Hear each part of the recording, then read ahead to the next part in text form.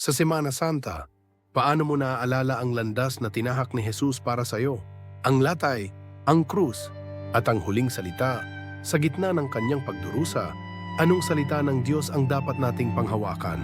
1 Isaiah chapter 53:5, siya'y nasugatan dahil sa ating mga kasalanan, siya'y binugbog dahil sa ating mga kasamaan, ang kanyang paghihirap ay para sa ating kaligtasan.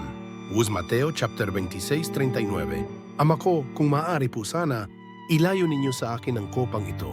Ngunit huwag ang aking kalooban, kundi ang sa inyo. Isinuko ni Jesus ang kanyang sarili sa kalooban ng Ama. Sangkan chapter 22, Sanju, naganap na.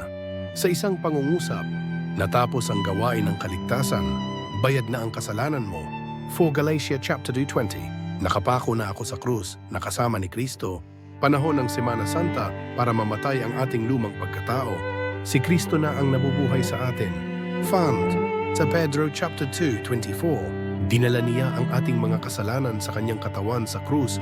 Ang kanyang paghihirap ay tumatawag sa atin tungo sa katuwiran.